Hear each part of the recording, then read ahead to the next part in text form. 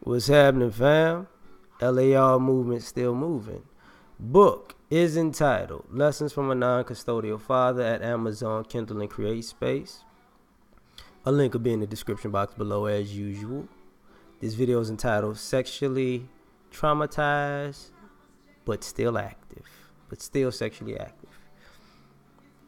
Yeah. There are people who've had bad experiences in life, but they're still sexually active, and sometimes it creates a situation with the people that they're active with. Some people have been raped, some people have been molested, some people have had their been exposed and turned out. You know what I'm saying? Some people wind up being bisexual and that or a gay and that, and then try to come back, and they're traumatized by one, or they turn gay and because they were traumatized, and then they get traumatized by both, but then they're still sexually active. And the reason I bring this up is because sometimes we don't really take into consideration how much toxicity, like people don't take a break from sex. You know, they don't. And because they were traumatized, what they're doing is some people use sex as a weapon to harm other people. You know, I've heard the stories of people who were into having unprotected sex, and the person that they were with had some type of STD. The person they were with knew it, but they didn't tell the other person. They gave this other person an STD. And what happens is some of these people are traumatized by that experience because, you know, it's a breach of trust, and you gave somebody something that, you know, could slow them up in life or potentially kill them in the long run, right? And some of these traumatized people, instead of handling that and moving forward, what they do is they get bitter and they try to spread the disease to other people, because if they got duped, they want to dupe other people. You know, they want to spread their pain. I want you to feel my pain, so they're using a sexual trauma and still being sexually active. But people don't talk about stuff like this. You know, you got people who were raped, and I've had exes like this. Who want to be sexually active, but they have this, they want to have sex, but they might break down crying before sex, or, you know, they want to get close, but they don't. But in some weird way, it's like they want you to romance them, but they didn't want you to take it. And it's like you're teeter-tottering on playing like a rapey type of sexual thing with them. And it's like, that's an uncomfortable vibe. And they don't, and some of them realize it and they try to change it, and some of them don't realize it because, you know, there are some people who get warped like that, where in some ways they want you to take it, and it's like, no, you know. And I've met the people who like, I met girls who knew girls like that, and they took that mindset out to date other guys also, and they play half in and half out. So if they like the guy, it was a great night. If they don't like the guy, after it's over with, remember that great night? He actually raped me. And people don't talk about stuff like that, right? Because now you're using these traumatized experiences to create something else on the back end. I've met people who were molested, and it makes them hypersexual, you know. And one thing about that is, and what I mean molested, I don't, you know, I mean like they were young and the older person was older, like, you know what I'm saying? And men and women, you know, this goes for men and women. And what happens is they're hypersexual to the point that they think it's okay to have sex with anybody and everybody. They have no boundaries because they're traumatized, but it broke their shell of sex and boundaries of respect also. So they don't really, some of those people, they're ruled by sex to the point that they'll torpedo all their relationships. Like, they'll try to sleep with your girlfriend or wife because they just, I'm just turned on. Like, because you was molested as a kid, so you got to just sleep with everything. You just, that kind of broke you. And, and then, and I think guys and girls is different, because they treat men and women differently.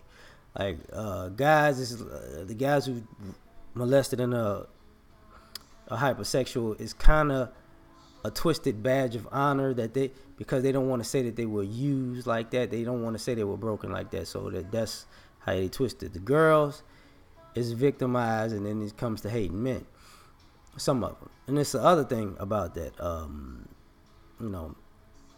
Some people were traumatized in that way where they were turned off by the opposite sex. Like, their experience, they don't like the opposite sex at all. So it went there because of those experiences. They were traumatized, but then they might come back because that's not really their nature. They did that as a defense mechanism, and they might have dealt with issues on the other side. And you got the people who, as you get older, I know more of these people than anybody. People who wanted to be sexually free and promiscuous, and then they got turned out, and they come back with all of these weird, extra kinky things that they like in the bedroom, and now they don't, and they're uncomfortable because if they're in a relationship, there's certain things that certain people will do, certain things that certain people won't do, and you wind up looking at people like they're like, I don't know if I should tell you that I like this done to me. It's like, because you're gonna look at them sideways, outside of the realm of just sex. Like I said, I know people who just, like being slapped and spit on and cussed out, and like, and it's like, they're men and women who like being urinated on. Whatever. And then you see, that's past just certain positions and certain sexual acts to a degree. It's like, certain people like to be whooped and handcuffed and deal in pain as being erotic, and it's like, but they still sexually active. And then one of those issues is, part of what happens with infidelity is some of these traumatized people can't get, who are still sexually active, can't get the type of sex that turns them on from their partner, so they go out looking for it. Whether it be reckless, whether it be extra kinky, whether it be wild positions, that their sexuality was actually turned on by the trauma, but they never decompressed from the trauma. They never got counseling. They never did. They never chilled out. They just had to deal with it. You have those instances where, and like I said, some people use sex as a weapon. This is where you get, to me, that gigolo and prostitute mentality where I'm going to use my body to get everything I want out of another person. It's really no, and there's a disrespect for the person. That there's always some type of underlying disrespect for the person they're involved with sexually, because they see that other person as an enemy, and they're getting back at the opposite sex by screwing over as many people of the opposite sex as possible. And it's crazy because it happens, and then sometimes they screw over the wrong people, and they realize they burned a bridge that they can never go back to, and that traumatizes them, because you go from being a prey to being a predator, and realizing that maybe that love or ideal relationship you was looking for, you trying to get revenge through your trauma caused you to lose it.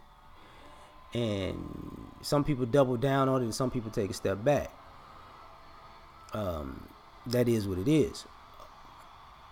Now, I think at the end of the day, when it comes to the sexual trauma, but still being active, I don't think. I think people have a hard time loving themselves after the trauma, so they have a hard time with other people loving them. And, there's a disconnect between sex and making love. And then sometimes when you get people caught up in making love, this is this hesitance where they want a relationship, they want sexual gratification. Well, they want a relationship. They want sexual gratification, but they have a hard time being somebody's companion or friend because they just want the benefits of the relationships and they want the sexual gratification part, but they were so traumatized sexually that it cut a wall off. They cut off in the aspect of actually connecting with another person. So to me, in some ways, it's a problem. It's definitely a problem, but everybody doesn't want to admit that they have certain kind of trauma, and that people aren't being upfront, and and people and families keep secrets, and it's like a sexual deviant underbelly of society that we never talks about that creates these situations, and creates this animosity. This is why sometimes sex is looked at a power position. Like I know girls who used to be bisexual or lesbians, and the ones that used to be in the male role, all of them said the same thing. They wanted the man's role because they felt like that was the power position. That's the power position in sex, and the bulk of those women had been raped, and they in the power position means that they couldn't they could control the situation and they couldn't get raped. Part of them dealing with women, and they had a hard time submitting the guys at first because of stuff like that, because having sex was like giving up your power position. But we out. Peace.